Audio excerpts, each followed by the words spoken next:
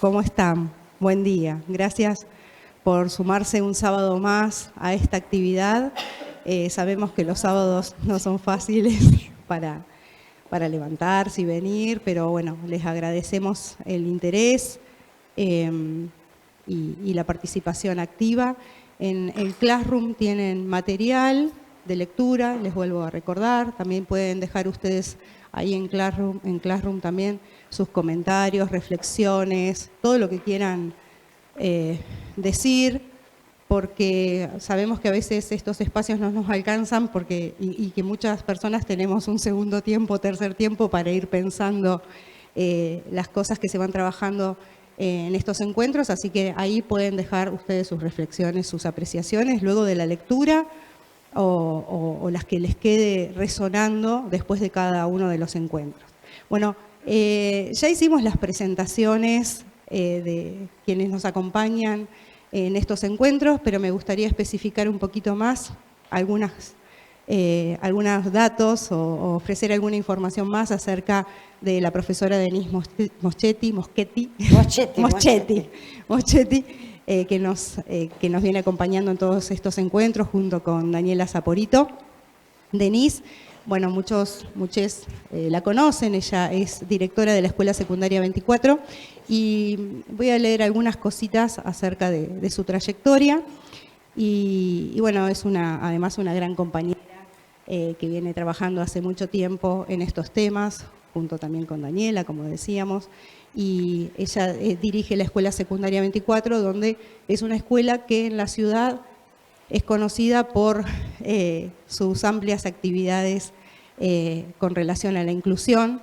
Dirigir una escuela no es tarea sencilla, más aún cuando tiene un objetivo claro de inclusión en los términos que nosotros venimos conversando en estos encuentros, ¿no? Porque a veces la palabra inclusión se utiliza tan indiscriminadamente que pierde especificidad, ¿no? Que el principio de inclusión pierde especificidad, ¿sí? Y se hace un uso bastante laxo, y se hacen actividades o se hacen o se pretenden escuelas que son inclusivas, pero el principio de inclusión no está bien representado en cada una de esas actividades. Entonces, dirigir una escuela que tiene este objetivo y es bastante trabajoso en una sociedad que donde la inclusión o el principio de inclusión está bastante desdibujado. Entonces, Denise, como decía, tiene una amplia experiencia práctica y de formación también en cuanto a la gestión de estrategias educativas, didácticas áulicas y formación de equipos docentes con esta impronta que les decía recién de inclusión.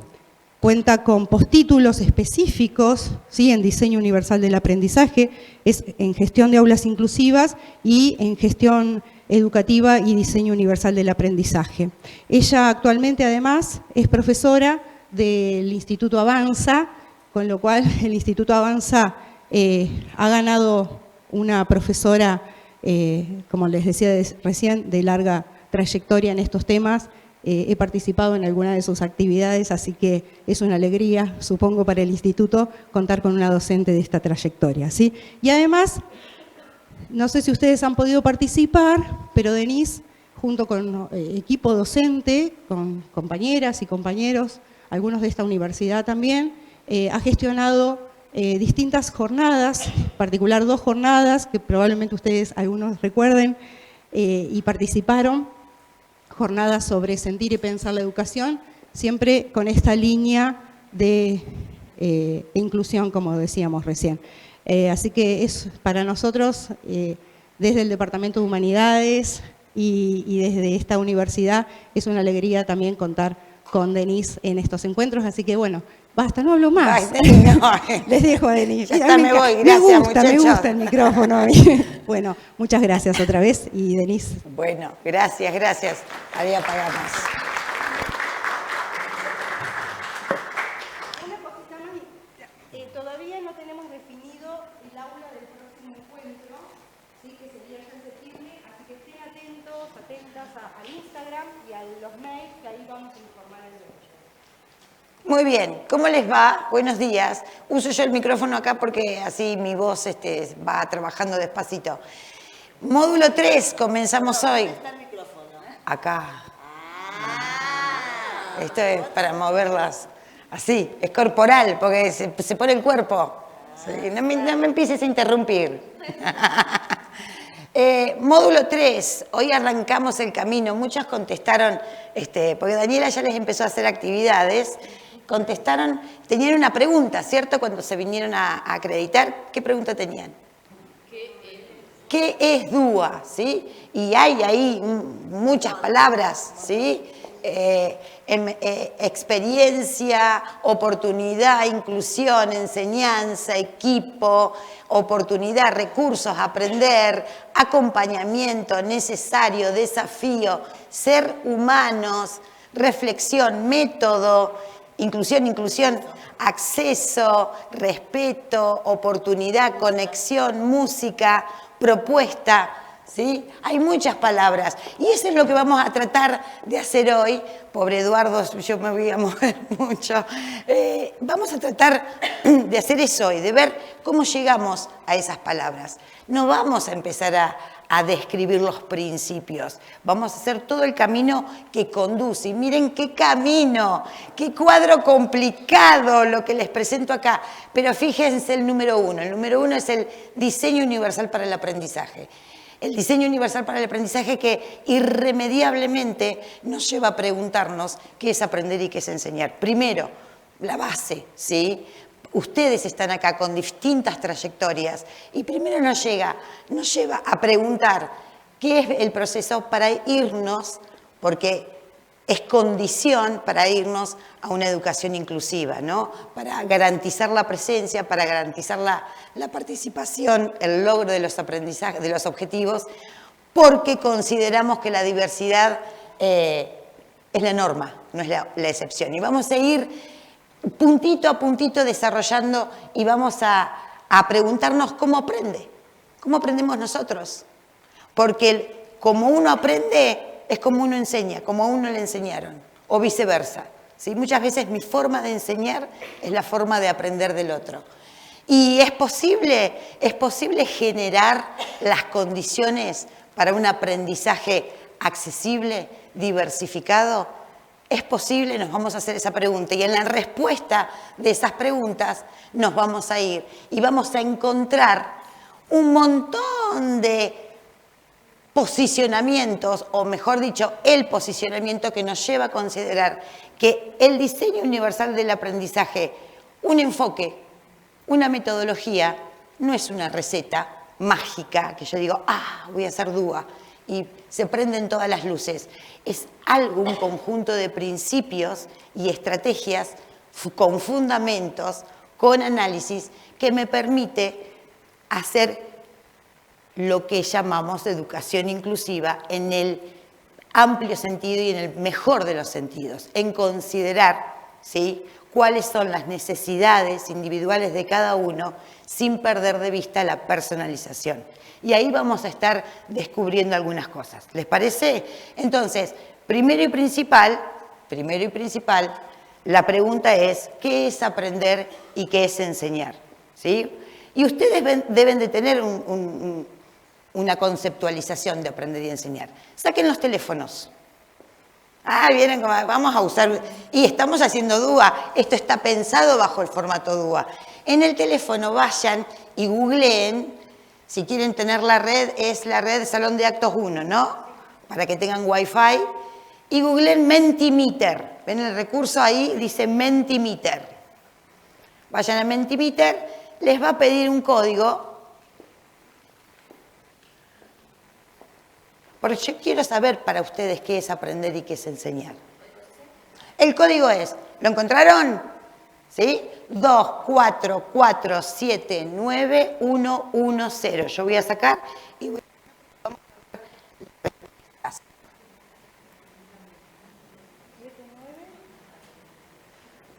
24447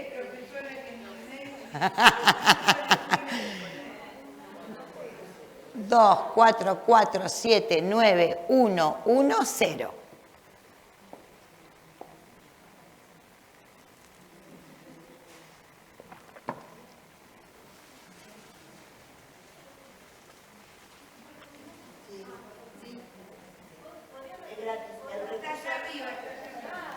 24479-110. No lo necesitan descargar ni nada, ¿eh? Es gratis. Está preguntando de si es gratis.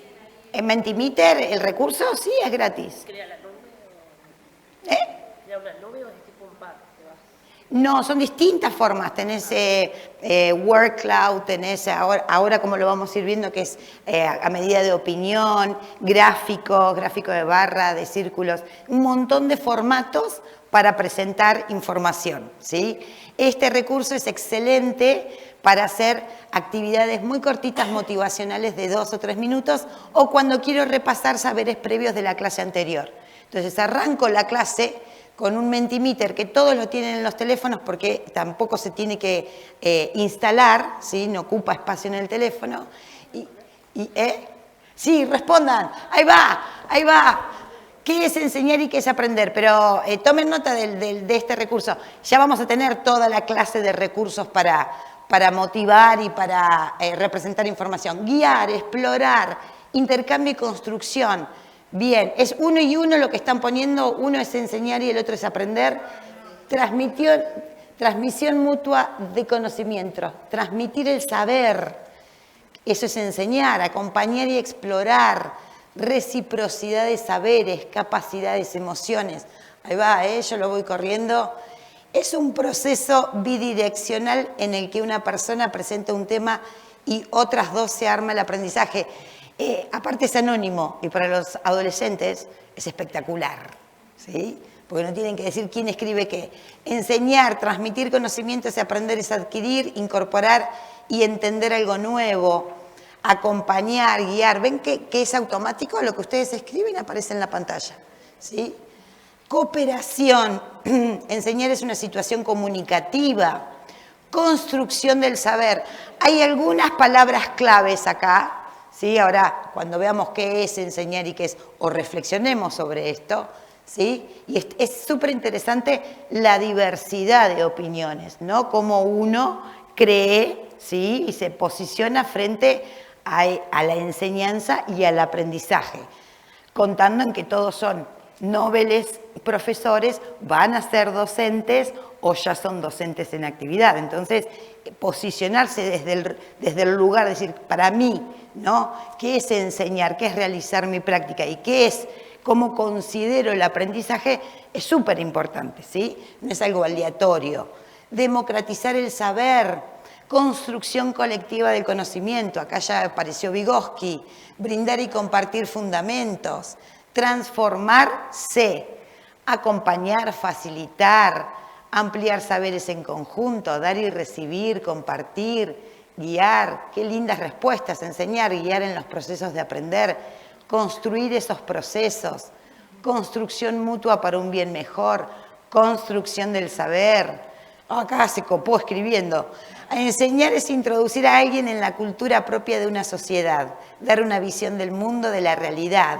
Aprender es tomar esa visión y darle la propia impronta en función de la biografía personal social. Súper interesante porque yo voy a decir algo muy parecido. Ahí va. Ahí va, muy bien. ¿Qué les llamo? ¿Qué palabras claves pueden ustedes acá encontrar? Claves, como claves. ¿Qué podemos decir como línea, como definición armada en conjunto? Hay un montón, ¿vieron cómo las diferentes opiniones? Ahora, enseñar, ¿sí? Enseñar no es transmitir información ni brindar conocimientos, transmitir conocimientos, sino el enseñar es mediar, ¿no? Mediar, y lo han dicho y está por acá, es mediar en la creación, ¿sí? En crear las condiciones para ese conocimiento y en la producción. Por eso dije yo, me frené en producir, ¿sí? Cuando uno produce, el que recibe, ¿sí? El que aprende, el aprender, no son meros recepcionistas de ese conocimiento o de esa información. ¿Qué hace? Lo capitaliza y genera, a través de la colaboración y de nuevas experiencias, un nuevo conocimiento. ¿Para qué? para que tenga sentido en la vida real. Nuestro propósito, ¿sí?, es generar ese saber, pero que ese saber esté conectado, ese nuevo saber esté conectado con la vida cotidiana. ¿Vieron cuando muchas veces los chicos dicen, ¿y esto para qué me sirve? Y la profe dice, lo tengo que dar. Así que dale, porque me están apurando con los contenidos. Ahí estamos perdiendo, ¿sí?, el sentido propio de la construcción del conocimiento, ¿sí? Esto es la construcción del conocimiento, es uno de los fundamentos del diseño universal, ¿sí? El considerar que los contenidos son un medio y no un fin, y que el conocimiento se construye con otros, nunca solos, ¿sí? Entonces, si nos podemos parar ahí, vamos a poner un signo de pregunta y en tensión a la didáctica, a las prácticas, a las propias prácticas, ¿sí? Porque el saber profesional, la didáctica que tiene cada uno, es ese saber profesional específico. Nuestra didáctica es completamente distinta, nuestro saber profesional es lo que marca la diferencia.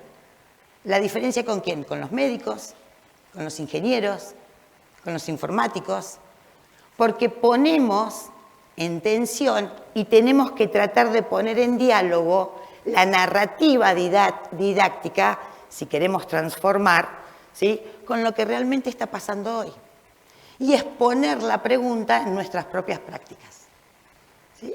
¿Cómo? Y es ese poder tratar de desafiar, ¿sí?, porque las didácticas las tenemos, pero es tratar de desafiar el modo de pensar la didáctica, pero es desafiar el modo de que yo pienso mi propia didáctica.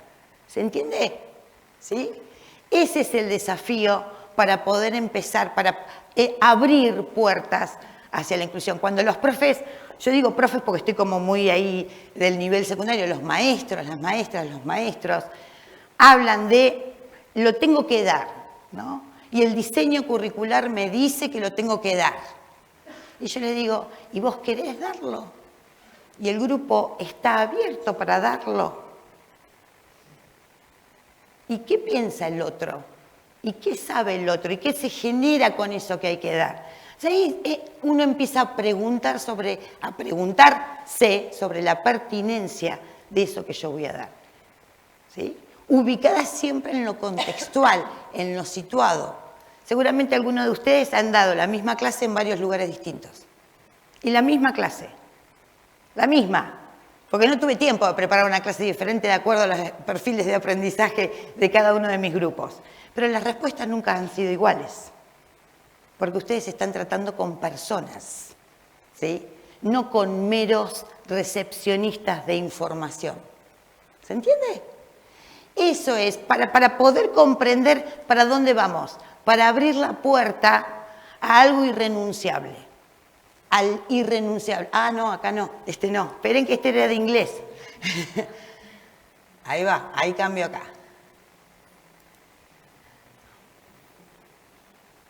Cuando uno se posiciona desde ese lugar, a ver ahora si me gira, sí. La inclusión, y lo han dicho Dani, lo ha dicho Miriam, es una cuestión de derechos humanos, ¿sí?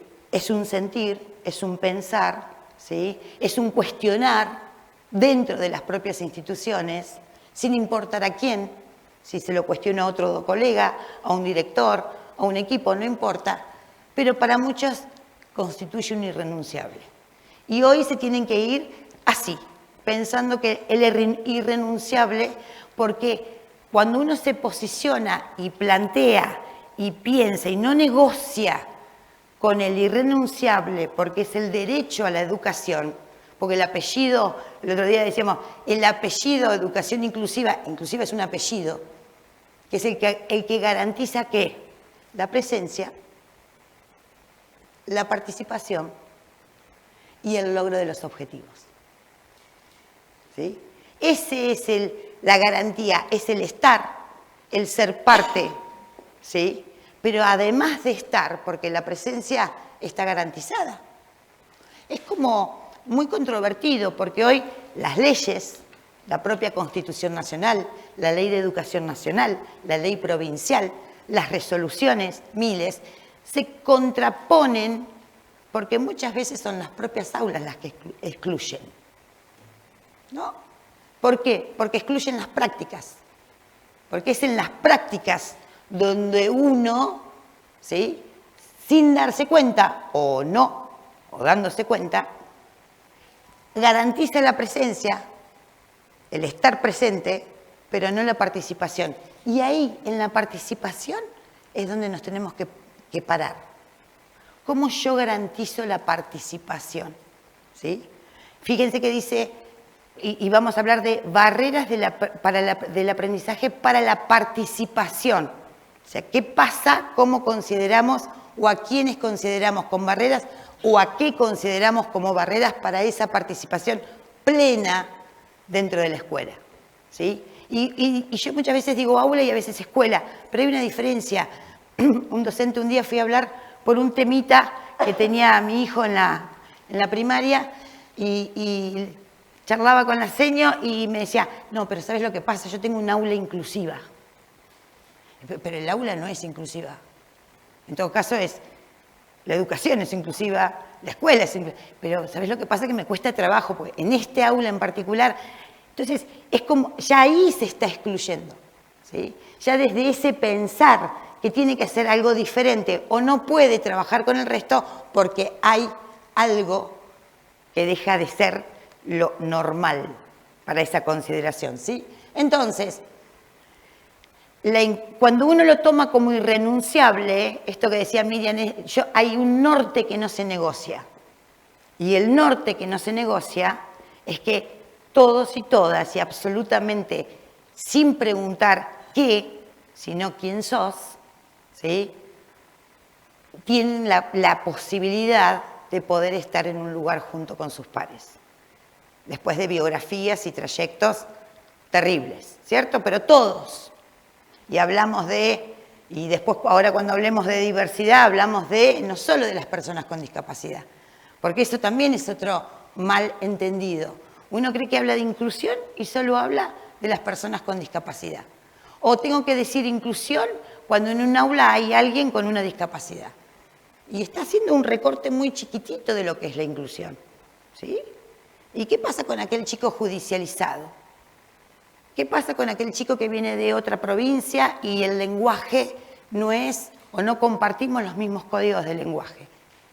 ¿Qué pasa con aquel chico adoptado que tiene una primera infancia crítica? ¿No? Eso es diversidad. Y ahora no quiero adelantarme. Entonces miren lo que hace. Cuando uno toma como irrenunciable la educación, ¿sí?, y la inclusión, empieza a mirar su propia práctica, su propia didáctica desde otro lugar, desde la reflexión, desde la colaboración, desde la apertura, desde la empatía, ¿sí? Y ese saber pedagógico que uno lleva consigo, se combina con un saber social, con un docente socialmente disponible, ¿sí?, con una mirada. Yo siempre miro la cámara de fotos de mi hija y digo, la inclusión es excelente de la cámara, que se va achicando y se va agrandando, o que cambio lentes, y es de acuerdo a cómo yo quiero mirar, ¿sí? Y ese habilitar esa mirada, la que me dice, esto es así, porque yo creo en esto. Y hoy vamos a hablar de creencias. Y si ustedes no salen convencidos de acá, de que el lunes tienen que agarrar y decir, che, voy a planificar, pero acá algo, quiero ver de qué manera esto que yo estoy pensando para el resto es accesible para todos, contempla, ¿sí?, las fortalezas de todos y se piensa siempre en los extremos. Y ahí vamos a ir caminando por el DUA. ¿Estamos? ¿Me siguen? Y bueno, porque ahora me va a interrumpir Daniela, ¿sí? Me va a interrumpir para variar, ¿sí? Porque... Bueno, buen día. ¿También? ¿Están despiertos? Bueno, hablando de participación, vamos a participar. Claro. Cuando ustedes ingresaron, me dieron un dibujo de una escuela. Hola, Tía, ya había visto.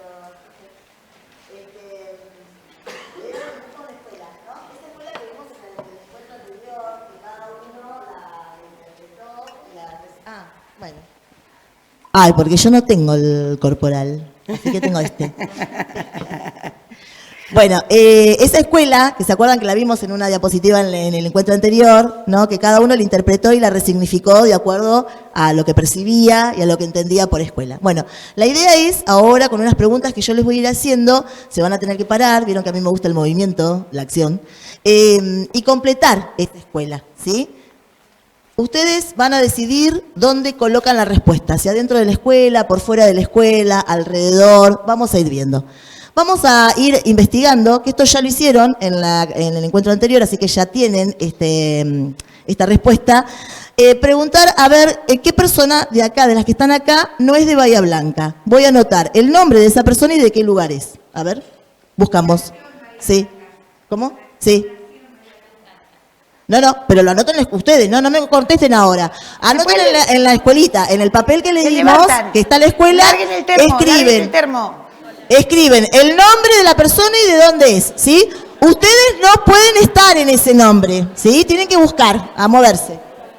¿Quién no es de Bahía Blanca? ¿De dónde es y cómo se llama? Claro, ¿de dónde es? Lugar de origen, ¿sí? Ahí, a ver.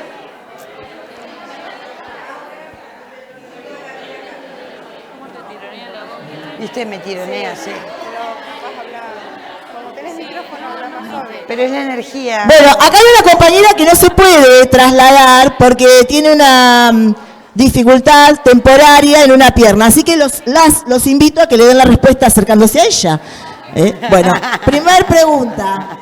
Alguien que no sea de la ciudad, ¿cómo se llama y de dónde es? Colocamos la respuesta adentro de la escuela, fuera de la escuela, arriba, abajo, en la puerta, donde quieran.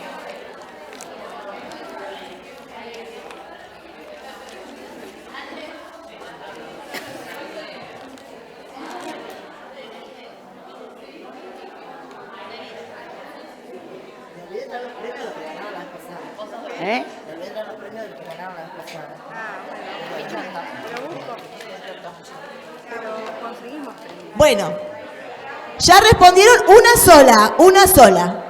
Bueno, después voy a buscar una persona también, ¿sí? Que tenga en su grupo familiar personas inmigrantes, ¿sí? A ver si tiene algún abuelo, algún padre inmigrante. Pongo el nombre de esa persona, tiene que ser distinta a la persona que puse recién.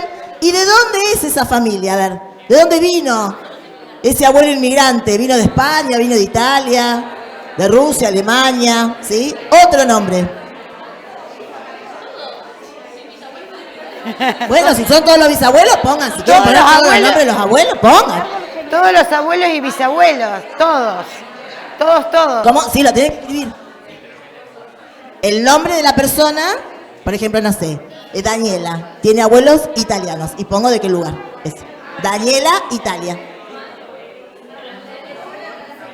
Por lo que veo, hay gente nueva que no estuvo en el encuentro anterior, así que el público se renueva. Obviamente. Está bueno. Bien. Entonces, primera pregunta. ¿Quién no es de Bahía Blanca? Anoto el nombre de esa persona y de dónde es. Segunda pregunta. ¿Quién tiene en su grupo familiar familiares inmigrantes? El nombre de esa persona y de dónde son esas familiares. ¿Sí? Bien.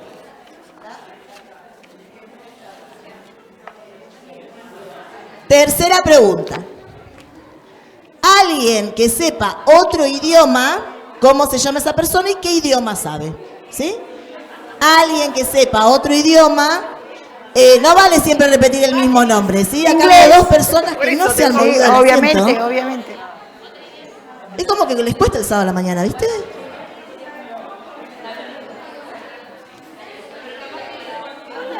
Hola, yo sé inglés. Bueno, muy bien, es automático. Ahí va.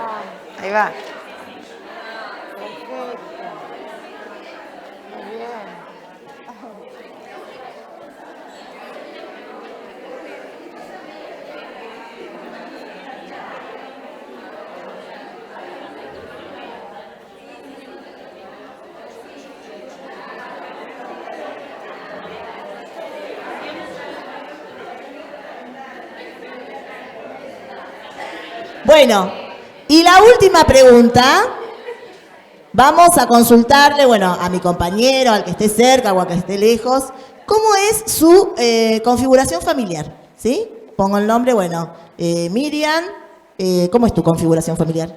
Tengo un marido, una hija, una madre y un hermano, lo más cercano. Bueno, anotan, entonces Miriam, y entre paréntesis o abajo, como quieran, ponen, sí, ¿cómo es? Esa constitución familiar de esa persona con la que me cruzo. El nombre y cómo es la constitución familiar. No, otra. No anotan la de Miriam. Siempre anotan la misma, de otra. siempre la misma. Anotan de otra. Esto también, ¿no? Como cada uno da la consigna, cómo se da la consigna, cómo el otro la interpreta, Sí. sí, también para... Ahora, yo les dejé un material de eso.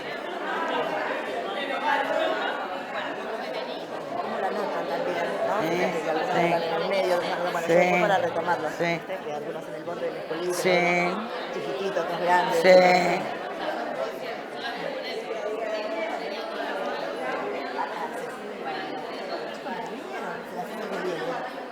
La escuelita. No, Seba, ¿qué le pasó? Seba no sé. No, se ha venido, porque se les debe Seba que el Vega, arte. Ah, sí, está. pero Ezequiel lo operaron. Mira. Sí, tiene, viste que se estaba quedando completamente ciego, que me arrancó, él usaba bastón verde, ahora arrancó a usar bastón blanco. Bueno, le hicieron una cirugía, parece que fue exitosa, pero bueno, tiene que esperar y ahora Claro. tiene una enfermedad. Ah. Sí, entonces bueno. Muy bien. Ahora agarramos, Dale. retomamos eso y vos Sí. vas. ¿Listo? Bueno, ya respondieron. Bueno, ¿Listo? vuelvan ¿Terminaron con la cada uno a actividad? sus lugares. Vamos a ver cómo le quedó la escuela. Esta escuela. Acá. Ahí, tapadito. Bueno, El video se a ver le- acá siguen charlando. Bueno, ¿cómo están? Sí. Sí. Bueno, la vamos a ir repasando. La primera pregunta era, a ver, ¿quién no es de Bahía Blanca? Sí, a ver, ¿quién quiere responder cómo completó la escuela? Eso está en ¿Alguien? No, acá. Bueno, a ver, Pato. Es de Darreira. Bien. ¿Alguien más? No me está dando De corriente. Mendoza. Bien. Allá, Gris. Pero no me carga. Bien.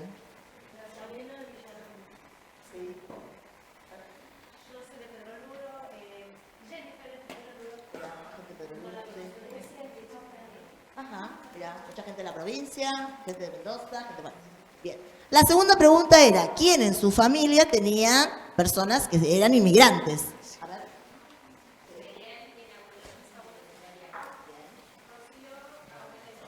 Bien.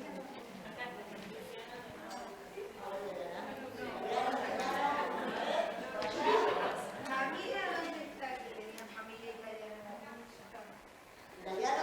¿Alguna otra familia que no sea italiana? A ver. Bien.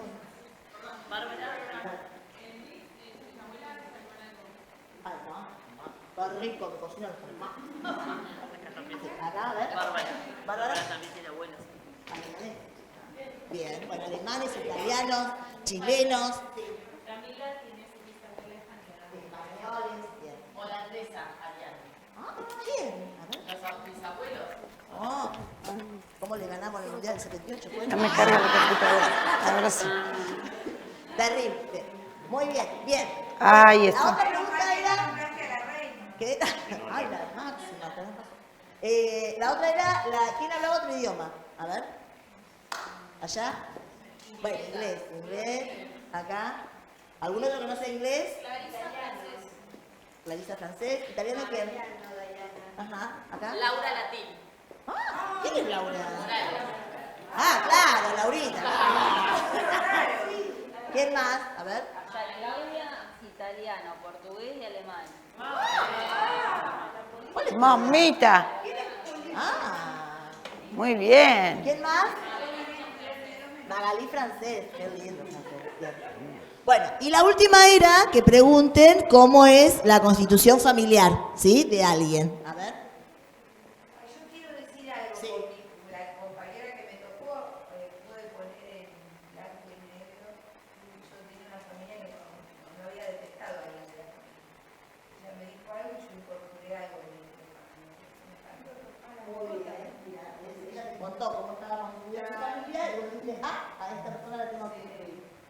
Bueno, ¿y a quién nombraste? Florencia es ella y su gato. Ajá, muy bien, bien. Está, sí. ¿Alguien más? ¿Alguien más? Sí. Sí, a ver. Camila, mamá, papá, hermana y 2 abuelos. Bien, muy bien. Sí, ¿alguien más? Margarina tiene marido, hijo, padres y 7 hermanos. Buenísimo. Bueno. Allá, a ver. Claro, no los contamos. 122 sobrinos. 12.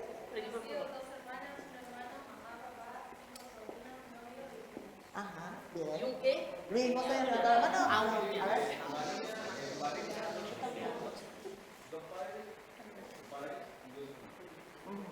Bien, bueno, ¿alguien más? Bueno, fíjense, ¿no? La diversidad, ¿no? De las familias, ¿no? Hay alrededor más de 150 constituciones familiares, ¿no? Y también qué es lo que uno considera familia, porque por ahí yo puedo considerar familia solo los que vivimos dentro de nuestro hogar y otros dentro de la casa, y otros abrimos un poquito, ¿sí? Y bueno, y la familia que es muy significativo porque es la primera institución, entre comillas, donde una persona empieza a ser, a vivir, ¿no?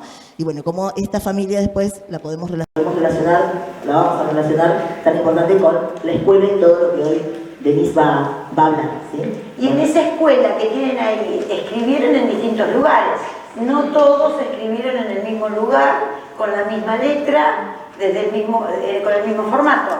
Entonces, desde esta actividad puede mostrar varias sustentos, ¿sí? En lo que es la diversidad que ustedes propiamente pueden tener dentro de un mismo aula, ¿sí? En cuanto a origen, en cuanto a conformación, origen familiar, la lengua materna, ¿sí? Eso es cuando hablamos de diversidad, cuando uno dice diversidad de diversidades, ¿sí? Y a mí me pasa algo muy loco, porque hasta acá mismo encuentro la diversidad de recorridos, la diversidad de biografías.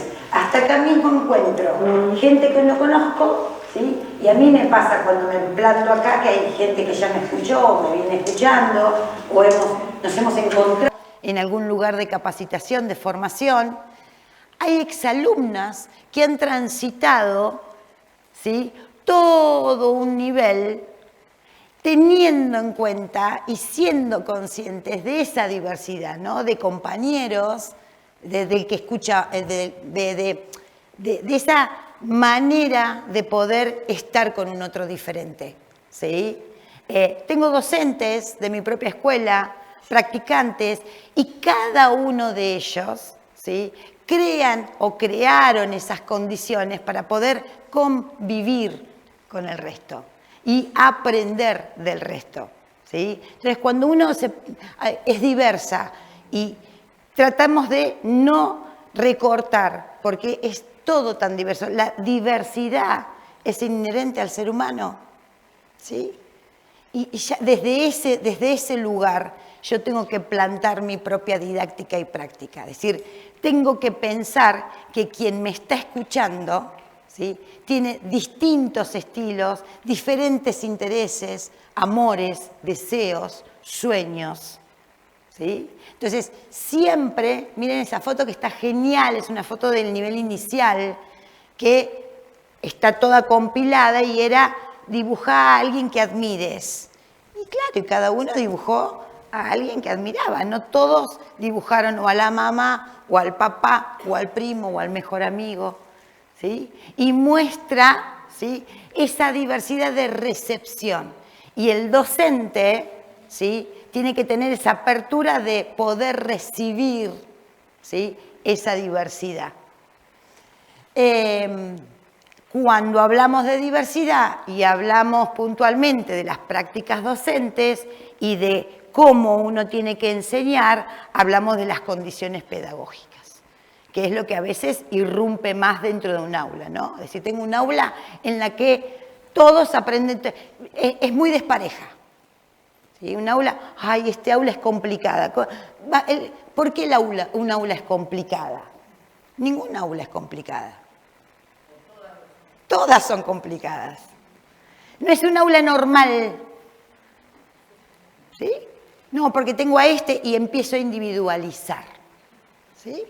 Entonces, ahí no estamos yendo por el camino de la inclusión, o en el posicionamiento. Es decir, es un aula diversa, es un aula que requiere, ¿sí?, diferentes maneras de abordar, si yo primero veo, ¿sí?, qué es lo que está pasando y cómo ellos, qué estilos de aprendizaje y qué saber previo tienen, ¿sí?, y qué barreras van a obstaculizar esa práctica didáctica. Entonces, vamos a ir probando, miren, esas condiciones. ¿Es posible encontrar espacios, entornos de aprendizaje? Nosotros, acuérdense que el módulo dice entornos de aprendizaje, planificación diversificada. Dupré acá, que es profe, planificó diversificadamente, y uno planifica diversificadamente un día, un mes, en marzo. No, es permanentemente, ¿sí? Es permanentemente, porque es llevar el ritmo e ir viendo cómo se va, si yo quiero generar conocimiento, si quiero generar algo más, ¿sí?, que la pura transmisión. Entonces, ¿es posible encontrar espacios de aprendizaje e intereses comunes donde todo el alumnado pueda aprender desde sus fortalezas, habilidades y hasta el máximo de su potencial? En inclusión, en diseño universal, hablamos del potencial de aprendizaje, que si el docente conoce el potencial de aprendizaje de sus alumnos, nunca, nunca, nunca va a decir, este llegó a un techo. O sea, una cosa desbarata la otra, de acuerdo a dónde estoy parado. Es así de sencillo, ¿sí? Entonces, yo no tengo que mirar a través de qué es lo que puede, ¿sí?, qué es lo que no puede hacer. Tengo que mirar a través de lo que puede hacer y hacerlo llegar al máximo. ¿Cuál es el máximo? ¿Qué sé yo? No sé. No sé. ¿Ustedes saben el máximo de ustedes? No. ¿Salen a correr? ¿Saben cuánto máximo pueden correr? Y un día correrán 1 kilómetro, 2. Yo ni media cuadra, me agito. ¿Sí? Entonces, ¿por qué si en nuestras propias acciones cotidianas damos por sentado algunas cuestiones de, che, no sé, no sé mi límite, yo voy a intentarlo? ¿Por qué enseguida trasladamos ese corte en un aula? ¿No? Quizás es por control, quizás es por seguridad, por forma de estar en la zona de confort, de venir con el librito y decir, hoy doy esto, es lo que me toca, ¿sí? Siempre decimos con los profes más cercanos, es un arriesgarse todos los días, es un probar todos los días. Hoy no se van a ir con una receta, ¿eh? Se van a ir explotados de la cabeza y diciendo, uy, me tengo que mover, tengo que liberarme, ¿sí? Esa es la idea, que se vayan con más preguntas que respuestas. Entonces, para poder saber esto, hay que tener muy en claro esto. Una cosa es individualizar al alumno y otra cosa es la personalización. Y acá hay un error en muchos documentos legales, normativos, diseños curriculares, que hablan de la enseñanza individualizada o hablan de lo correcto, la personalización del aprendizaje. Y les voy a contar por qué y explicar por qué. Porque si uno entiende, miren, si ustedes entienden todos los bloquecitos que vamos a ver, cuando lleguemos al concepto de DUA, les va a salir la definición solita. Porque lo que hacemos es un caminito, estamos construyendo ¿qué? El conocimiento. No les arranqué la primera diapositiva con la definición de DUA. La primera fue, ¿qué piensan ustedes? El segundo es, ¿qué ingredientes? Y les voy dando pistas, ¿sí? Cuando hablamos de que el conocimiento se construye, dije, Vygotsky es un fundamento del DUA. ¿Sí? Entonces, eso es construir, porque ustedes tienen que generar su propia mirada del diseño universal. Acá no hay recetas. Voy a seguir insistiendo eso, porque algunos creen que es una receta mágica. Entonces, los propios documentos normativos tienen esta confusión con esta terminología de individualizar y personalizar. Entonces, vamos a ir siempre por lo positivo. La personalización de la enseñanza incluye. ¿Qué significa que incluye acá? Tiene que ver cuando yo considero que mi enseñanza considera los saberes previos y las fortalezas. Está mirado desde el modelo social de la discapacidad, situado desde ese lugar. Por eso uno dice, personalizar la enseñanza incluye. Y ahora le van a encontrar la respuesta, el porqué de todo. Después, se optimizan los recursos humanos.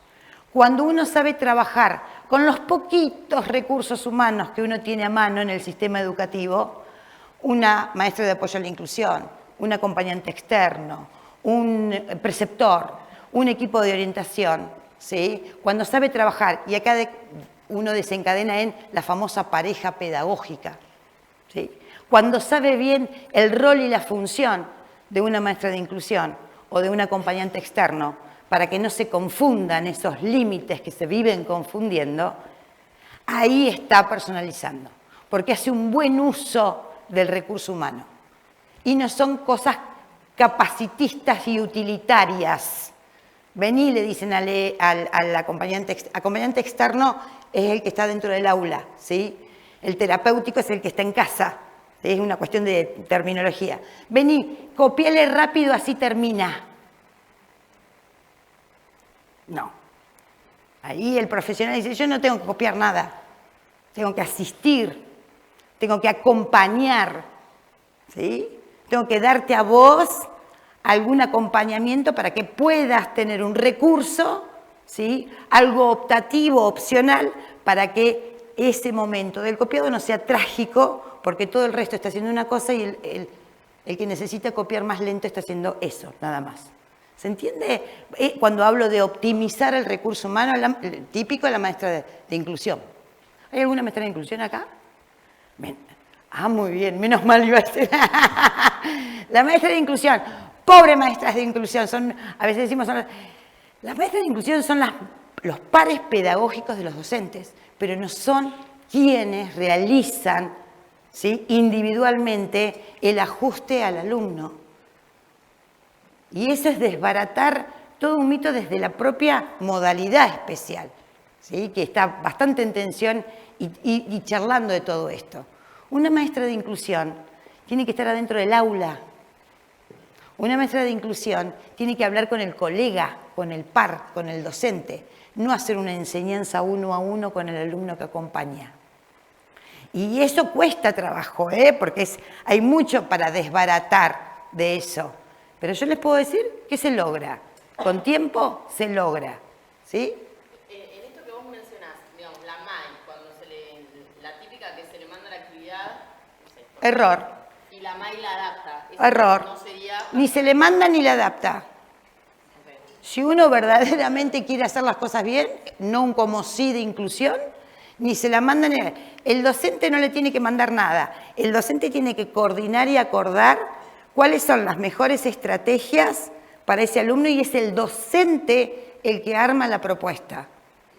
La MAI es la que acompaña, no apoya, acompaña desde su saber pedagógico de configuraciones, etcétera, etcétera, a que el docente tenga esa guía, ¿sí? Ese acompañamiento en cuanto a la forma de que la propuesta sea lo más accesible posible.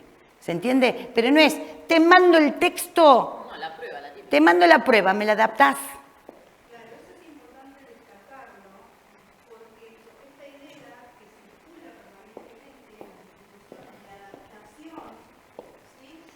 Responde a una perspectiva, sobre todo pensando en estudiantes que tienen algún tipo de dificultades de aprendizaje, condición pedagógica particular, se sigue usando esta idea de adaptación curricular. Eso responde a un modelo, y eso responde a una perspectiva o una matriz distinta.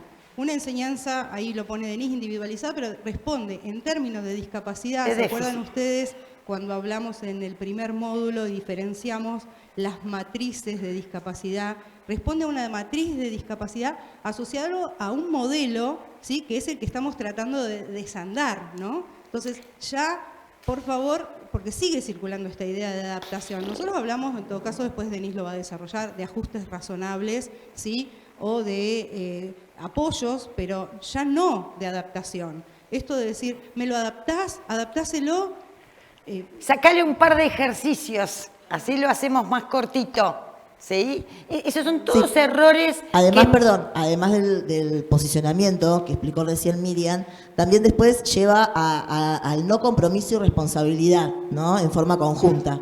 Porque en realidad no tenemos que olvidarnos que el estudiante es estudiante del nivel que curse, inicial, primario o secundario, ¿sí? Desde su situación de derecho, ¿sí? Entonces, la MAI acompaña y el profesor es el del nivel, ¿sí? El docente referente. Porque si no, esto de te envío, me adaptás, es como que después vamos dejando, vamos volcando solamente en la MAI y el profesor, como ha pasado en pandemia, ¿sí? Donde muchos estudiantes con proyecto de inclusión tenían las clases con la MAI y no con el profesor o el referente del grupo, ¿no? En general. Nosotros Entonces, llegamos sí. a comprender que en pandemia muchos chicos y chicas estuvieron aislados dentro del aislamiento, ¿sí? Era un aislamiento dentro de un propio aislamiento, porque ni siquiera tenían contacto con sus propios pares o su docente de nivel. Esto que dice Daniela es crucial. Creo que, bueno, los que me conocen es lo que es crucial. No confundamos los roles, porque si bien la palabra corresponsabilidad es toda una rueda gigante que ya la vamos a ver, ¿sí? Y que tiene que girar, pero esto, hay una ética profesional y hay un rol profesional que es el docente, no hay otra. No se negocia con eso. Y todos los alumnos, no es tengo 22 y 2. Un día, una vez, y lo voy a hacer cortito porque si no tengo como 44.000 cosas. Una vez va un supervisor a una escuela secundaria, creo que lo he contado en algún lugar, va un supervisor a una escuela secundaria y va a mirar, no va a indicar nada, sino va de visita, hace una visita a escuela, entonces le pregunta a la directora cómo está, cómo entra dentro de toda un día, de una jornada del día. Bárbaro, bien, bien, bien. Entonces dice, bueno, vamos a entrar a algún curso, si charló con los chicos, que esto, que el otro. Entonces entra a uno de los cursos, la docente abre asombrada, porque vieron que un supervisor en una escuela es como medio raro, ¿no? Algo me van a hacer. Y le dice, que vaya al aula. Que vaya al aula, sí. Entonces, pero este supervisor le encantaba ir a los sextos años a charlar, a conversar, que esto, que el otro. Entonces, abre la puerta del aula, la docente, ¿qué tal? Buenos días, ¿qué tal, qué tal? Ay, le dice, este es un curso hermoso, son 22 y los 2 bolivianos.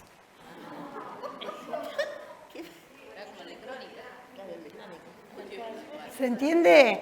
O sea, ya desde ahí estamos corridos totalmente, pero, y lo dijo naturalmente, era intercultural, diverso, pero bueno, nada, quedó una anécdota porque después fue a la escuela y me dice, no sabés lo que me pasó, no sabía cómo explicarle. Pero entonces, tiene que ver con eso, el rol de la maestra de inclusión, como otros roles en otros lugares, ¿sí? Porque esto va cambiando de acuerdo a la provincia, tienen distintas siglas, esos acompañamientos que tienen específicamente alumnos con propuestas de inclusión, alumnos y alumnas con propuestas de inclusión, tiene que ser desde el lugar más honesto y ético posible. ¿Qué significa? Saber, ¿sí?, cuál es el rol y las funciones de cada uno. ¿Sí? Una maestra de apoyo a la inclusión nunca, nunca, nunca hace el trabajo del docente. No negocia con eso. Y ahí empiezan las peleas.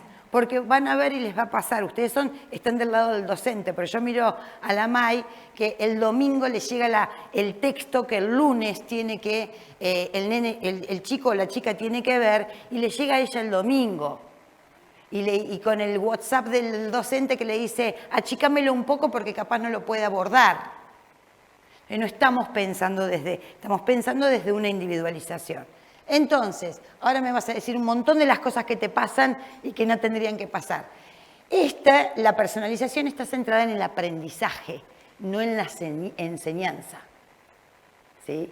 Porque uno dice, hoy la centralidad en la enseñanza, pero falta la mitad de la oración. ¿Sí? La centralidad de la enseñanza en el circuito de enseñanza y aprendizaje. A mí lo que yo centro como docente, mediador, facilitador, es el aprendizaje. Mi foco es el cómo aprenden. ¿sí? Mi interés es en cómo aprende ese alumno y qué logro de ese aprendizaje, ¿sí? Porque si yo me centralizo solamente y me ubico en cómo enseño y me miro a mí mismo, no hay un ida y vuelta. Entonces, la personalización, ¿qué es? ¿De qué mejor manera puedo minimizar las barreras, ¿sí?, que ese alumno o alumna, o qué ajuste razonable necesita ese alumno o alumno para que su aprendizaje sea el mejor de todos, a su estilo, a sus tiempos, a sus modos, ¿sí? Pero tengo un montón, me estás pidiendo que haga un montón de cosas, y sí, en realidad sí. Ustedes se van a ir como diciendo, voy a tener que hacer un poquito más, un montón de cosas. Pero es así, porque cuando uno cada vez que se va alejando de la escena pedagógica y va abriendo la mirada, va viendo la cantidad, la multiplicidad de opciones que tiene y de devoluciones que tienen. Como la cantidad de cosas, algunos se quedaron sentados, otros se pararon, otros se gritaron, ¿vos de dónde sos? Otros vinieron. Siempre hay multiplicidad de respuestas. Rentabiliza tiempo, se ajusta currículum. Rentabiliza que el tiempo es, hablamos acá y ahora lo vamos a ver, de los modos organizacionales del aula. Eso es clave para un aula diversa, para un aprendizaje diverso, para una planificación diversa. El pensar cómo gestiono el aula. El docente tiene que pensar cada vez que está planificando cómo gestiona los agrupamientos. Si esa actividad que va a dar es individual, es de a 2, es de a 3, si los va a hacer mover, si los va a hacer parar. Ahora dentro de 5 minutos ustedes se van a volver a parar y se van a poner en grupo. O sea, está todo pensado. ¿Por qué? Porque ahí entra cómo convoca la propuesta, si es convocante, si que el chico no se aburra, no se duerma, no empiece a molestar, ¿sí? De que el tiempo, hacer buen uso del tiempo, ¿sí? Que sea rentable, que sea algo que te dé óptimo. Sí, yo podría haber sido la palabra optimizar los tiempos, ¿sí? Muchas veces con clases en la cual yo estoy solamente parada acá o el profe solo usa el pizarrón, ¿sí? Y ahí vamos a tener más duda todavía en las múltiples formas de representación, ¿sí? No está optimizando un tiempo clave, que es la hora de clase. ¿Sí? Y después le da la tarea, el práctico que se lo lleve. No. Hay otras cosas que pueden pasar adentro del aula si uno organiza mejor los tiempos. Porque en el aula ustedes ¿qué tienen que tener? Evidencias de aprendizaje. No tienen que tener evidencia de que dieron la clase ustedes y empezaron y terminaron. Lo que tienen que tener siempre, salirse, es qué evidencia, ¿sí?, qué aprendizaje sucedió hoy en la clase. Y cuando hablamos de ajuste currículum, porque el currículum, la programación, el diseño curricular, ¿sí?, es lo que hay que flexibilizar. Y es el tema y es la clave del diseño universal. Porque muchas veces de cómo se presenta el contenido es lo que discapacita, ¿sí?, es el entorno, es esa barrera que hace que el resto no aprenda. Ustedes dirán, no, pero Denise, escucha, el diseño curricular hay que hacerlo, hay que seguirlo. Sí, es prescriptivo, papá. Sí, pero el diseño curricular a mí no me dice cómo dar, o cuándo, o de qué manera. Solo marca, es un marco, ya lo dice la palabra, marco general de la provincia de Buenos Aires, orientaciones, diseño curricular. Entonces, no es la Biblia. Si es un marco general, si hay irrenunciables. El otro día decíamos, ¿hay que planificar? Sí, obviamente que hay que planificar, claramente, con esto más que nada. El diseño curricular, pero el diseño curricular es el elemento por el cual el diseño universal se apoya y dice, el primer discapacitante es el propio currículum, que hace que el alumno tenga las barreras de acceso al aprendizaje. Ahí les tiré media definición. ¿Se entiende? Pero ya vamos a ir llegando.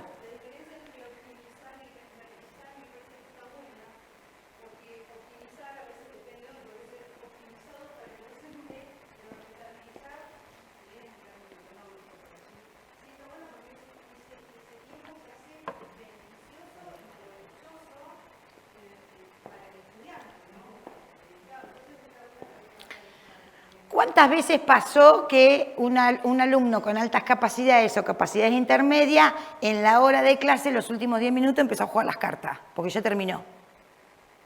Ja, ja, ja, ja, ja, ja. Entonces, ¿qué pasa? ¿Qué pasa que me juegan a las cartas en el aula? Es un desafío. Me están desafiando que mi actividad no convocó lo suficiente, fue muy corta, no tuvo opciones. Lo tenía que expresar. Sí, y va por ahí. Va por la propia propuesta pedagógica. ¿Sí? Igual está bueno el desafío también. Pero totalmente. Porque yo en la próxima clase dije, me quedaron 10 minutos libres, se pusieron a jugar las cartas. Algo tengo que hacer para evitar ese momento. Porque va a entrar la directora y va a ver que medio curso está jugando las cartas y me vas a recagar a pedo. ¿Me entienden lo que les digo? O sea, tiene que ver con esto, con el manejo, con la programación, plenamente con la programación. Igual, perdón, esa situación que vos marcás, ¿no? El de jugar a las cartas, también el docente lo puede tomar como un recurso, ¿sí? Entonces, bueno, mira, hoy planteé esta actividad, un grupo se puso a jugar a las cartas. Bueno, la próxima, a ver qué hacemos con este juego de cartas. No descartarlo, sino incorporarlo, porque tiene que ver con lo que hizo referencia Denise al principio, con los intereses de este grupo de estudiantes. Bueno, ¿quieren jugar a las cartas? Bueno, ¿qué le proponemos? Y a partir de eso lo relaciono con algún contenido, qué desafío le planteo a partir del juego de cartas, ¿no? No desterrarlo, sino incorporarlo. Un docente era un grupo tan jugador de cartas, que transformó la mayoría de las actividades en grandes tarjetas tipo cartas y terminaron todos sentados en ronda jugando, pero estaban viendo los contenidos porque las tarjetas tenían un fin pedagógico. Pero ellos tenían que darse, ¿sí? Tenían que robarse.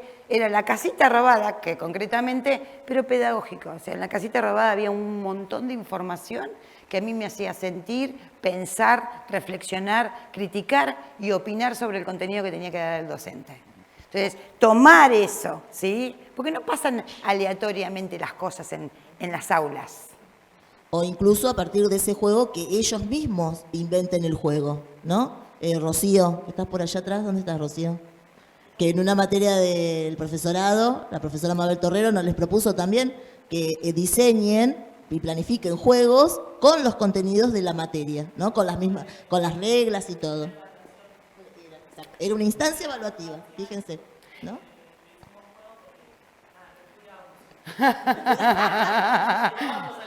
Claro, tal cual. Pero bueno, ahí está el poder de la gamificación, se llama, ¿sí? ¿Dónde? Claro. Porque jugaban al truco todos los días y la materia era comunicación institucional, entonces les mandé a fundamentar un torneo de truco organizado con un objetivo, armar roles. El FODA del truco. Nada, fue la materia sujeto de la persona con discapacidad, que lo que se planteó fue que nosotros organicemos un juego, que nosotros mismos hagamos las preguntas, que las estudiemos y que el parcial era a través de ese juego, de pasar las instancias, era como el juego de la OCA, Sí. respondiendo preguntas. Sí. Y de ahí se evaluaba la nota. Y hoy traes eso porque es lo que te acordás. Tengo esa, De ese momento y- en concreto. ¿Entienden lo que es evocar algo? Uno evoca algo que le es significativo, si no se pierde, ¿no? Se pierde el resto de entonces También tengo de las prácticas mías propias, que era un curso en el que le gustaban romper cosas, o sea, era un curso que rompían. rompía. Sí, Ah, agarraban un rap y te lo rompían esto, lo otro, y teníamos que ver cómo se comportaban los materiales dependiendo de las diferentes fuerzas que se emplean. Entonces, Exacto. nada, fue un cuadro comparativo con diferentes materiales de qué manera se pueden romper, de qué manera no, y qué tanta fuerza podemos emplear Exacto. en eso. Exacto, ¿sí? Ahora, seguramente eso salió, se corrió de la planificación, se corrió de lo que yo llevaba pensado ese día para dar, porque algo irrumpió ahí adentro que tenía mucho más significado y más preponderancia que el subtema del tema que tenía que dar, que me dice la unidad 4 en abril, no en mayo, del diseño curricular. ¿Se entiende? ¿Sí? Bien. Personaliza resultados, mucho de lo que estamos diciendo, y se preocupa por los procesos. Creo que clave es ver el proceso de aprendizaje. Cuando uno habla centrada en el aprendizaje, como construye el conocimiento, la clave, la mirada, no tiene que estar en la última semana de junio, en la última semana de noviembre, para ver cómo le cierro la nota, sino tiene que estar en todo un proceso, que es la riqueza más grande de todo el proceso de aprendizaje, en el propio proceso. Cuando un docente entiende eso, no necesita la última semana para cerrar notas. No necesita. Y viene y te dice, no, ya está, sí, yo ya tengo todo el recorrido. Porque hoy hablamos de recorridos. La pandemia nos dejó el poder evaluar recorridos, no evaluaciones escritas de una semana en particular, ¿sí? Que era lo que veníamos tratando de desarmar y sacar. Entonces, eso, fíjense cómo nos vamos parando, ¿sí? Para poder llegar, si Dios quiere, a lo que vamos a llegar hoy al final. Empodera al alumno y es exigente. Cuando uno habla de que la personalización empodera, habla que uno no es que da poder, y un poquito lo da, sino que cuando permite las elecciones, elegir, ¿sí? Cuando un alumno tiene la capacidad y tiene permitido elegir, se siente mucho más seguro y empoderado en lo que está haciendo ahí adentro, porque es partícipe. Hoy en las metodologías decimos el alumno es el centro del aula, el docente es el facilitador, ¿cierto? Es el mediador, es el del conocimiento que va a decir cómo aplicarlo, el que lo hace pensar, criticar, hablar, debatir. Y eso al alumno no saben lo que impacta en la autoestima. Cuando alguien dice, yo quiero que vos generes esto y quiero que ustedes elijan de esta forma este contenido. ¿Sí? Y de este contenido, ¿qué nos moviliza hoy? ¿Qué nos mueve hoy? ¿Sí? Entonces, ahí están cediendo poder pedagógico, sí, claramente que sí, pero siguen siempre, ¿sí? Esto está completamente opuesto a una enseñanza, como decía Miriam, que excluye porque está posicionada desde el déficit. Entonces, si yo me dedico a ver el déficit de la otra persona, lo que no puede hacer, ya lo estoy excluyendo en nombre de la inclusión, ¿sí? Es esto, pero ¿qué es? Ahora ustedes, yo las voy a poner todas juntas. Fíjense que todas estas características es lo que muchas veces está pasando, muchas veces pasa o es lo que tenemos que desandar y deconstruir. Esto de perder recursos humanos o hacer que un recurso tan importante, porque no los tenemos a los recursos, ojalá tuviéramos parejas pedagógicas para todo, o cuando los tiempos se utilizan mal, o cuando solo uno es guiado por la necesidad de ese currículum, o cuando lo importante es los resultados y no cómo la están pasando el resto de los chicos, se van a dar cuenta cuán importante, y es lo que pasa, ¿sí? Y es lo que uno tiene que desandar, ¿sí? Cuando uno agarra y dice, a él, que tiene discapacidad motora, o que tiene déficit de atención, o que tiene Asperger, o que tiene autismo, la lista es interminable, ¿sí? O que no está del todo alfabetizado y está en 4º grado, ¿sí? Le vamos a dar esto. Ay, mirá qué bien que estoy haciendo, yo me estoy preocupando por mi alumno, yo le voy a dar esto, porque sé que lo otro del resto no lo puede hacer. Ahí estamos excluyendo. Ahí la pregunta es... No lo estás haciendo. ¿Qué estás haciendo? Es la pregunta.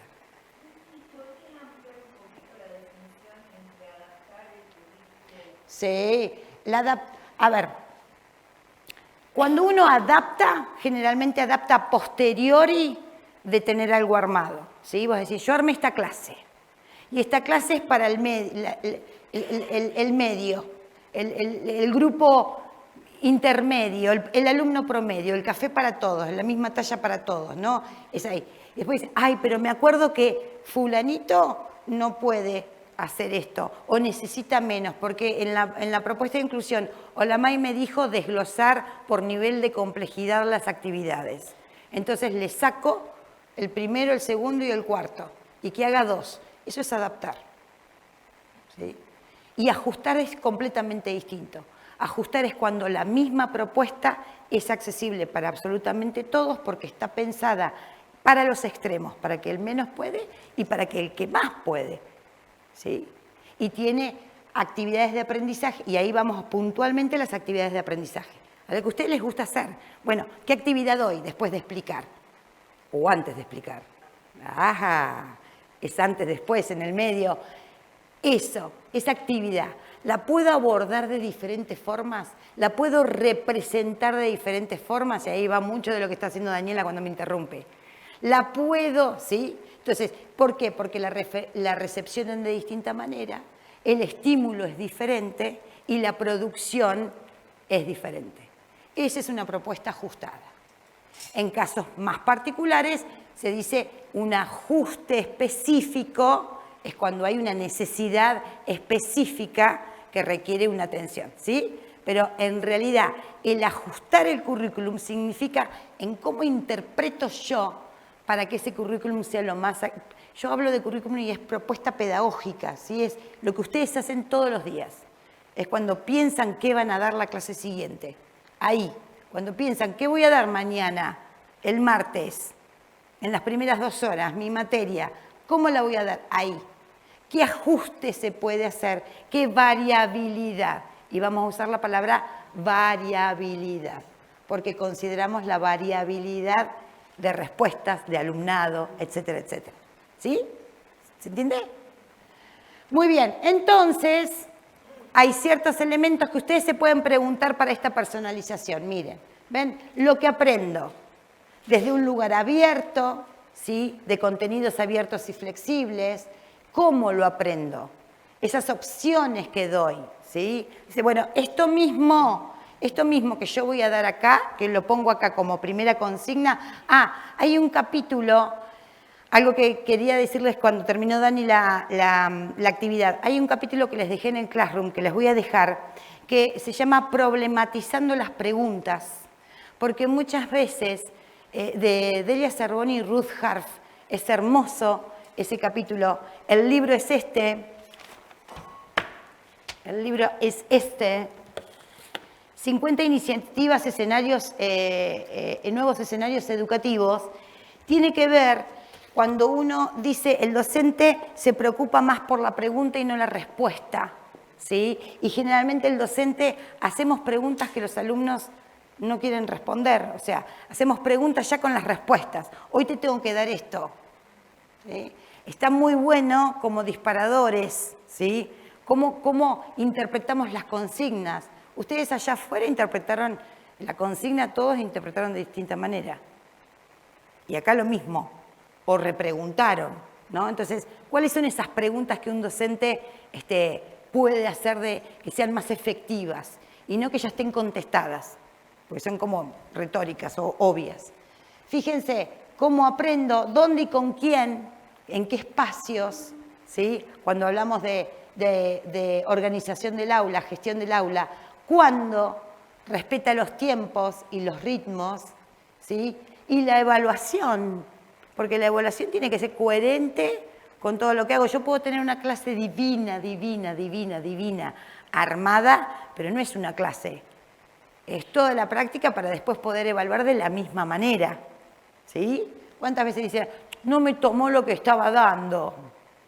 ¿No? Me incluyó cosas que no dio. No, algo le pasó en esa evaluación que no llegó a conectar, ¿sí? O se lo cambió de forma, ¿sí? Si yo sistemáticamente por 5 clases doy comprensión de texto, los hago leer el texto y no les hago un solo cuadro sinóptico y después en la evaluación les armo un cuadro, es una forma distinta. Y ahí tiene que ver las múltiples formas de representar y de opción. Van a ver, eso les va a encantar porque es la clave para hacer más accesibles las propuestas. Es la clave. El abrir la mente y decir, bueno, ¿de qué manera esto lo puedo presentar? Que es lo que muchas veces, y lo hemos hablado 1000 veces con Laurita, ¿de qué manera este tema, que a mí me parece de esta manera, lo puedo presentar para que les llegue absolutamente a todos? ¿Sí? Entonces,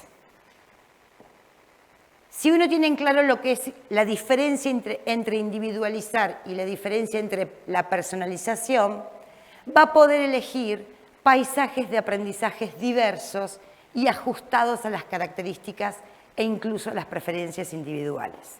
Por eso siempre insisto y repito que ninguna clase es igual, que las experiencias de las clases que tenemos como placer inmenso de poder estar, vivir y compartir, ¿sí? Nunca son iguales. Nunca, jamás. Porque cuando uno construye ese paisaje de aprendizaje, lo que arma es esto. Lo que se pone a pensar es en la elección versus la curricularización. La curricularización es esto que les dije a través de los ejemplos, ¿no? De estar ahí, pegadito a algo que me dice que tengo que hacer, ¿sí?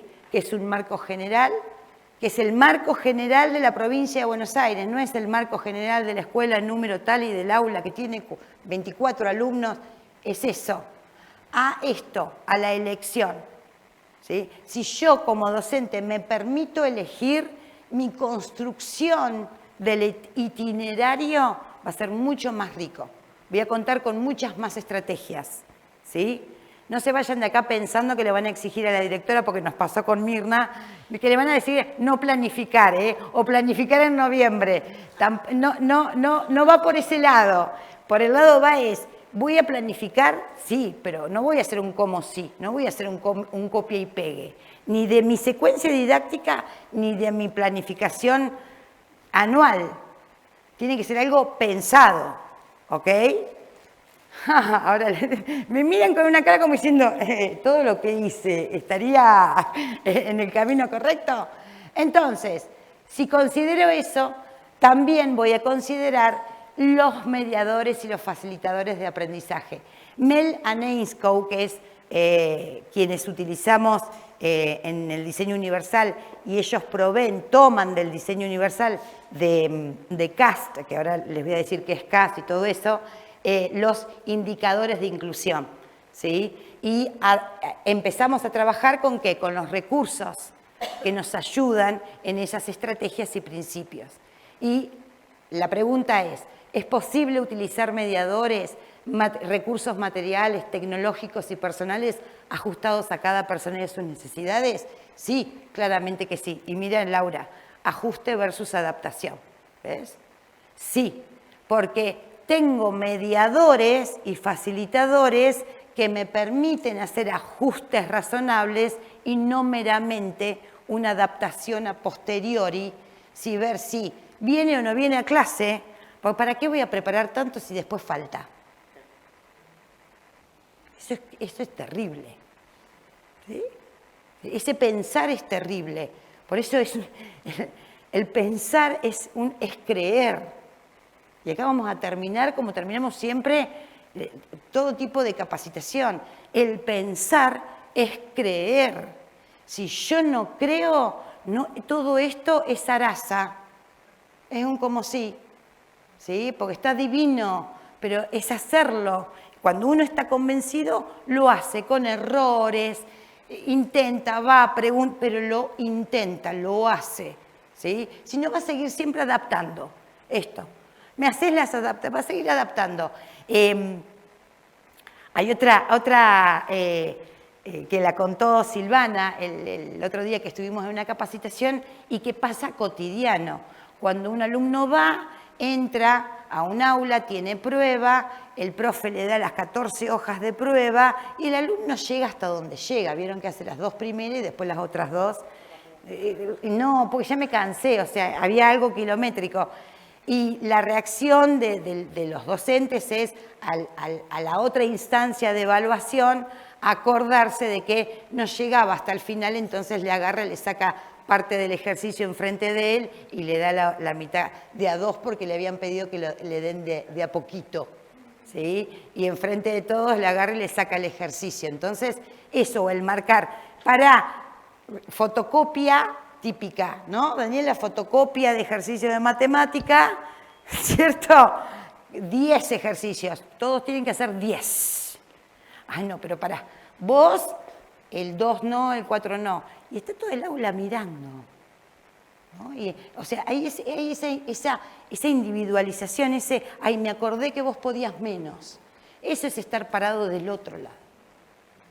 Por ahí un ejemplo, justo con lo que estás hablando vos, mencionando la evaluación, ¿no? Que es algo que a veces como que nos pesa a los docentes, ¿no? Al momento de evaluar, que también, ¿no? Porque ya es lo que corresponde, tenemos que hacer tantas evaluaciones por año, tiene que ser escrito. Bueno, no, en realidad eso no está escrito en ningún lado, ¿sí? Que una evaluación sí o sí tiene que ser escrita, o tiene que ser 10 ejercicios, o preguntas y respuestas. Ya ahí yo pensando en cómo voy a evaluar, ¿no? Y teniendo en cuenta la diversidad que tengo en el grupo, que sé que algunos tienen más, digamos, fortaleza en escritura, otros tienen más fortaleza en lo que es la oralidad, otros tienen más fortaleza en lo que es lo tecnológico, otros tienen más fortaleza en la actuación. Bueno, entonces, ¿cómo ya propongo la evaluación? ¿No? Tal vez lo tradicional, la hoja, el lápiz, ya fue. Y entonces, bueno, ¿cómo puedo proponer? Ahora hay tantos recursos, los videos, los audios, los podcasts, miles que yo lo puedo utilizar tomando las fortalezas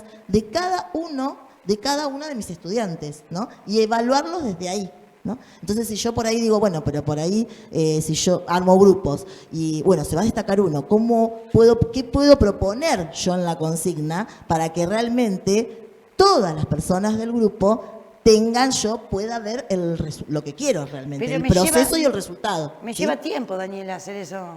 Sí, pero si yo lo planifico desde el principio y junto a otro profe, tal vez, no solamente evaluar mi Ahí materia, va. sino con una propuesta, yo lo trabajo, como hablamos en el encuentro anterior, prácticas del lenguaje, historia, matemática, biología, hago la evaluación de las 4 áreas y utilizo una sola evaluación. Exacto. Sí. Sí, pero yo quiero decir algo. Tiene que haber, Hola. Tiene que haber condiciones institucionales. Y acá voy a poner, bueno, en eso, y para quienes no la conocen, a Denise le puede decir cualquier cosa, pero no que dice lo que no hace. El grave problema, yo voy a hablar del nivel donde trabajo, que es el secundario, en este aspecto, porque en la universidad esto está prácticamente todavía ni por asomo, pero en la secundaria, en esta forma de constitución del trabajo, con el docente taxi, con un currículum absolutamente fragmentado, si no hay determinadas condiciones institucionales, y esto es una fuerte lucha política, porque si no, me parece que nos vamos a ir pensando que somos Superman y no vamos a lograr las cosas. Entonces, o puede ser de las direcciones hacia los docentes, o de los docentes hacia las direcciones, o lo más lindo, que es lo que yo creo que en su momento logró la Escuela 24, esos dos grupos Ida y vuelta. por roles, que trabajen hacia eso, porque si no es realmente, yo no diría que es muy difícil, es imposible, porque se agotan las condiciones subjetivas de las personas, porque nos enfermamos, porque o decidimos en algún momento me paso a otro nivel.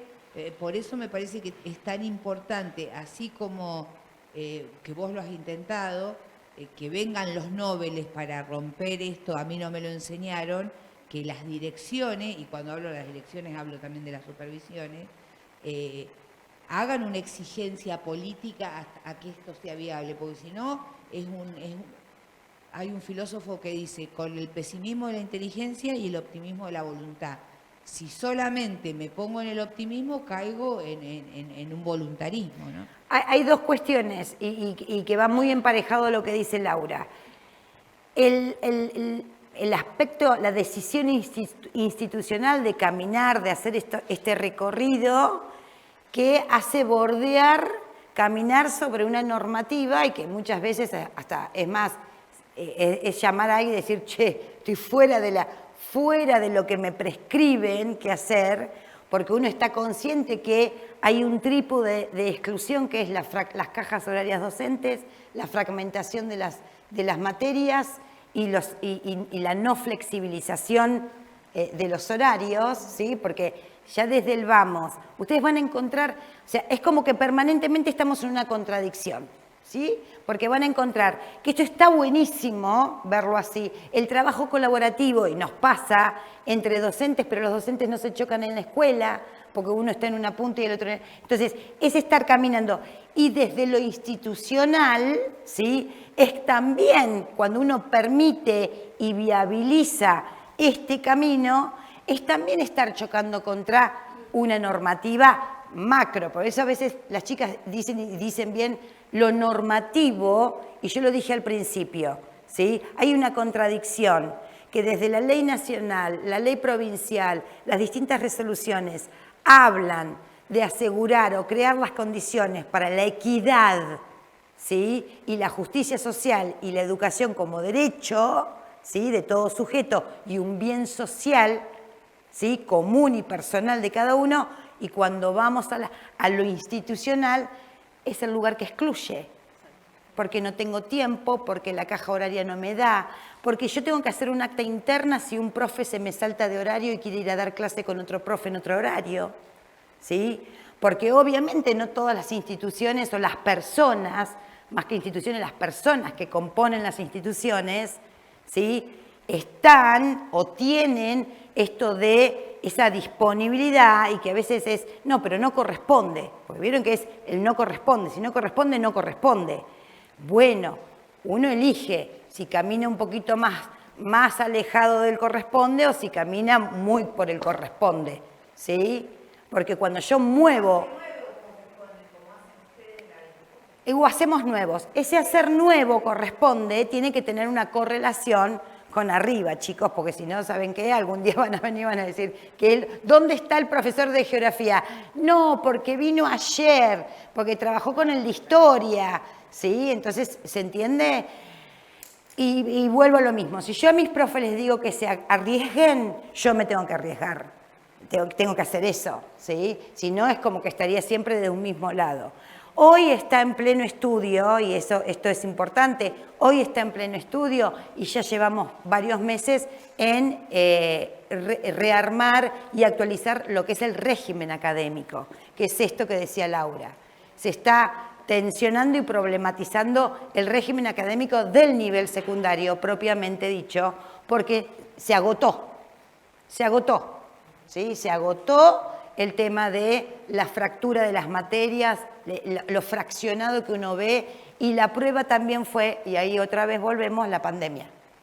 Que si en la pandemia me pude unir con un profe para hacer una propuesta que convoque y que una a lo concreto, también lo puedo hacer ahora, porque volvimos todo a la rigidez de esto, ¿sí?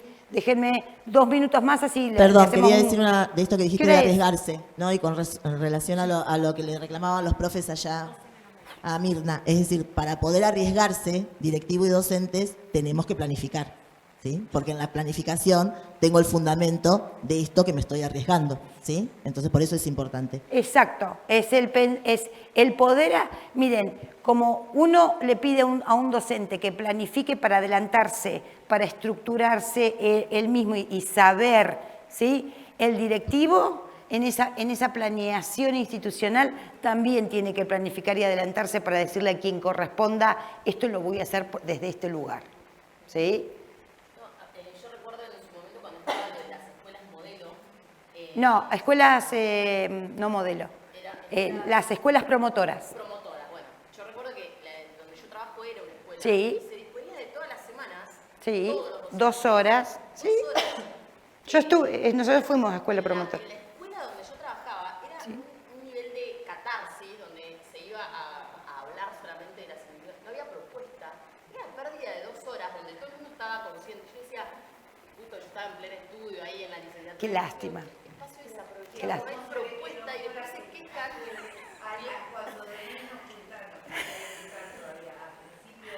Pobre la intensidad que... Esas 2 horas nosotros capacitábamos. Hacíamos capacitaciones. Y los docentes se la pasan diciendo que no tienen espacio de reunión. Eran 2 horas absolutamente... Claro. Pero esas son decisiones institucionales. Sí. Y que muchas veces esto que dice, o sea, si los directivos nos llevan una propuesta, si Sí, no hay, sí. es una pérdida de tiempo donde era quien llevaba todo Y el docente, el maestro, el docente, el profe, el quien sea, se cansa. obvio. ¿Sí? Sí. Y eran como, ¿por qué nos hacen ¿sí? Bueno, fíjense, un ajuste es antes, ¿ven? Y una adaptación es posterior, ¿sí? Un minuto más. Y cerramos y nos vamos a un break, ¿sí? Un recreíto cortito. Si somos conscientes de que la cultura del apoyo y del cuidado deben formar parte del día a día, pero es desde otro lugar, de poner el cuerpo en el aula, frente a una cultura de la compasión, de la caridad y la pena, ¿sí? Porque ahí también entra otra cosa, ¿sí? Que es esto del pobrecito, del bueno, le voy a hacer esto, ¿sí? Y si somos conscientes de que asignar ajustes es un derecho y con eso no lo podemos negociar, es el momento de poder avanzar en la inclusión, ¿sí? Esta mirada también, que es muy social, es muy personal, esta mirada de la compasión, ¿sí? De la pena. Hay miles de experiencias o miles de situaciones que un docente, pero pobrecito, fíjate, mire. No, tiene que ser, es la otra, es una mirada de acompañamiento, de poder, de un apoyo verdadero, ¿sí? Para que el andamiaje resulte. ¿Se entiende? Ahí, por ahí vamos. ¿Qué me decís que les dé? Sí, no, acá no. Entramos en barreras. Nos tomamos 5 minutos, 10 minutos, porque hay que llegar al final hoy. Lo lamento, se irán a las 2:15. No, mentira. No, mentira.